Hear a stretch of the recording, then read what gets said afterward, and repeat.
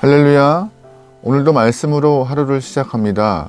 슬기로운 아침 시간 사무엘상 12장 말씀입니다. 예전에 시골을 가면은요, 할아버지 할머니를 뵐 수 있었습니다. 허리도 구부정하시고 시력도 많이 어두워지셔서 실을 바늘에 꿰려면은 손주들의 도움을 좀 받으셔야 했던 상황이죠.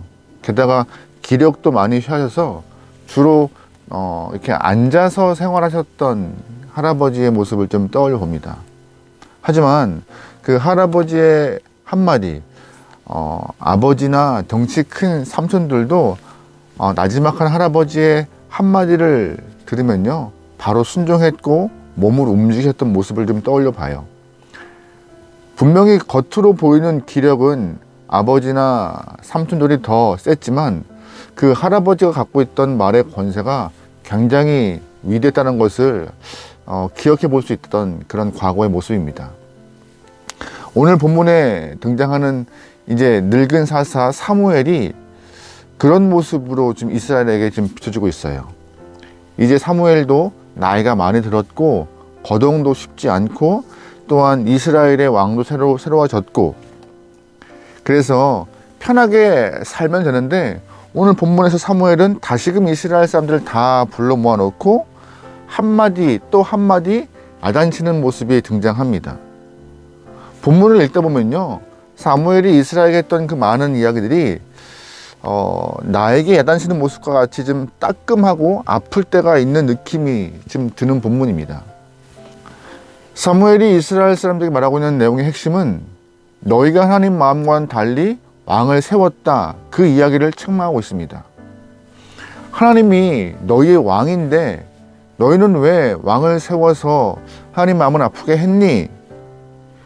왜 하나님 말씀을 무시하고 끝까지 고집을 부렸니? 그 얘기를 사무엘은 반복하고 있는 것이죠. 사실 이 사무엘의 책망을 듣고 있으면요, 이 어른이 연세가 좀 드셔서 같은 말을 또 하고 하시네? 라는 생각을 좀 가질 수가 있어요. 왜냐하면 이 왕을 세우는 일은 이미 끝났고 이미 이전에도 사무엘은 이 비슷한 이야기를 했습니다. 하나님이 사무엘의 입을 통하여서 이스라엘 사람들에게 왕을 세우면 이러한 일이 있을 거라고 미리 경고하셨고, 그 경고하실 때에 왕을 세우는 일에 대한 책망이 분명히 있었어요. 게다가 사무엘의 경고에도 불구하고 이스라엘은 고집을 부려서 왕을 세워달라고 했죠.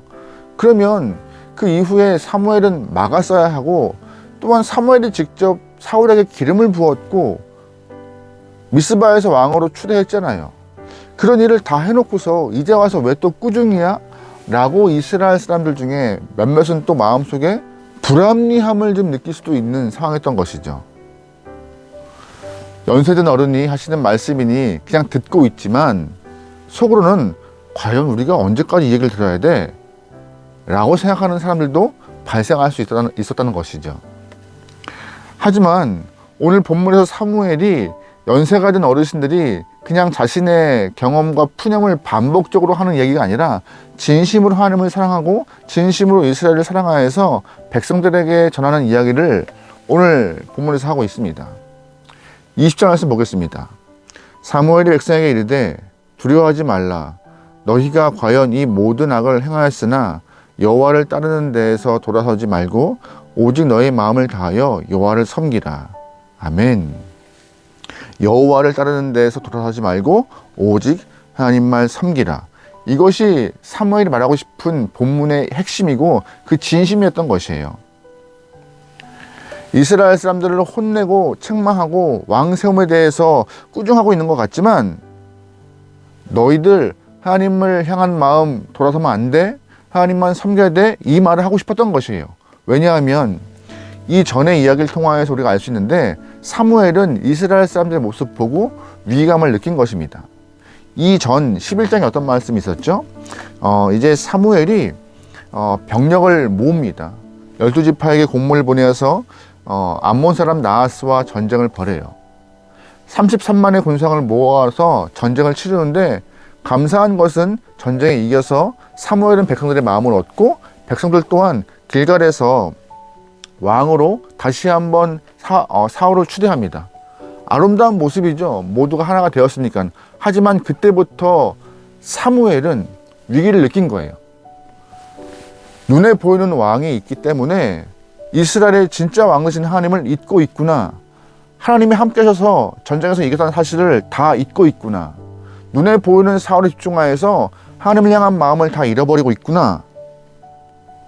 그래서 이제 위감을 느낀 사무엘은 자신의 마지막 때가 다가올 때 진심으로 이스라엘 사람들에게 너희가 잊지 말아야 할 것이 무엇인가 하고 훈계하고 가르치고 있는 본문이 오늘 이야기인 것이죠.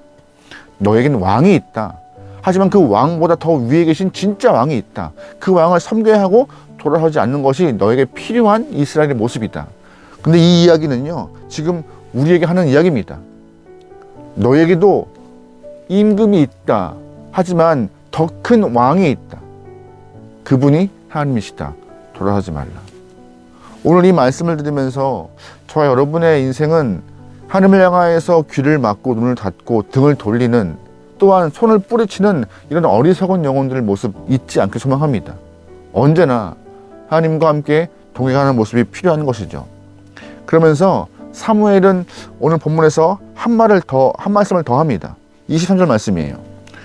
나는 너희를 위하여 기도하기를 쉬는 죄를 여호와 앞에 결단코 범하지 아니하고 선하고 의로운 길을 너희에게 가르칠 것인즉. 아멘. 사무엘은 내가 너에게 이렇게 잔소리와 같은 이야기를 하는 것은 그냥 잔소리가 아니야. 내 이야기는 23절 말씀, 계속 기도하면서 하는 이야기야 라고 말하고 있는 것입니다. 진심을 담아서 하는 이야기야. 너희를 사랑하고 걱정하는 마음에. 그 기반은 뭐예요? 기도라는 것이죠. 기도. 사실 원망과 책망이 여기서 갈려요. 원망은 무엇이냐? 끊임없이 불평을 어떠한 상대에게 쏟아붓고 표현하는 것이지만, 책망은 기도로 수반된 우리의 마음을, 주님의 마음을 표현하는 것입니다. 다시 말해서 기도하지 않고 화를 내는 것은 원망이지만 기도가 수반된 꾸중은 책망이라는 것이에요. 사무엘은 지금 이스라엘 사람들에게 너희를 위하여서는 끊임없이 기도하고 있고 나라와 민족을 위해 기도하고 있고 하나님의 마음을 품게 기도하고 있어. 그 기도하는 과정 가운데 정말 필요한 것들을 너에게 말하고 있는데 잔소리로 꾸중으로 듣지 않고 진심 어린 충고로 받아들여서 너희의 마음을 지키면 좋겠어라고 하는 이야기가 오늘 본문의 이야기입니다. 늙은 내가 노망 들어서 했던 말 또 하고 했던 말 또 하는 거 아니야. 너희를 위하여서 나를 위하여서 진심으로 내가 기도하면서 얻은 결론이고 주님 주신 말씀이야. 잘 들어 라는 이야기인 것이죠. 우리도 여러 사람과 섞여서 삶을 살고 있습니다. 사랑하는 사람들에게 잔소리도 하고 충고도 하고 책망할 때도 있겠지만, 혹시 우리가 상대에게 진심 어린 충고라고 하는 그런 이야기를 포장하여서 원망을 쏟아놓고 있고 불평하고 있지 않습니까?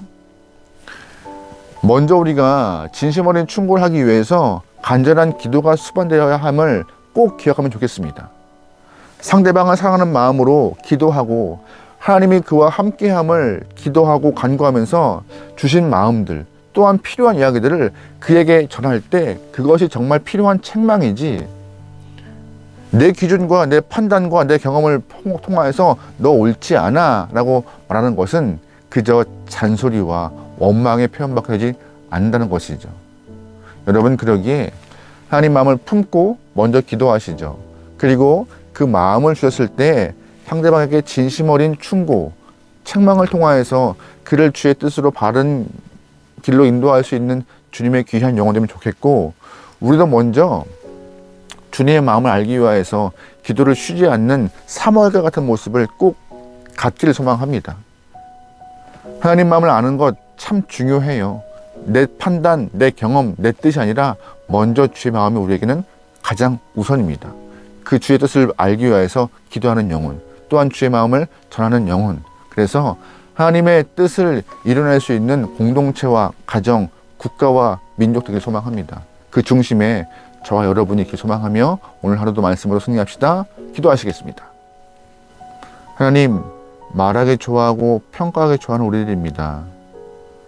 내 판단, 내 경험, 내 기준으로 상대방을 저울질하지 않고 먼저 우리가 주님의 마음과 주의 뜻을 알기 위하여서 기도하는 영혼 되게 허락하소서. 기도하여 알게 된 주의 마음을 담대하게 입술로 전하는 영혼 되어 우리의 가정, 공동체, 나라와 민족이 하나님의 뜻에 부합된 공동체로 성장하기 원하오니 우리를 주의 도구로 사용하여 주옵소서. 하나님, 나라와 민족에 가슴 아픈 일이 있습니다. 하나님이 위로하시고 보듬으셔서 하나님의 은혜가 가정마다 또한 모든 영혼들의 마음마다 주님 치료하시고 회복시켜 주셔서 다시금 어리석고 아둔한 모습은 다 걷어가고 주의 뜻에 부합된 나라와 민족으로, 주의 뜻에 부합된 가정으로, 주의 뜻에 부합된 개인으로 성장할 수 있도록 인도하소서. 모든 걸 맡겨오며 예수님의 이름으로 기도합니다. 아멘.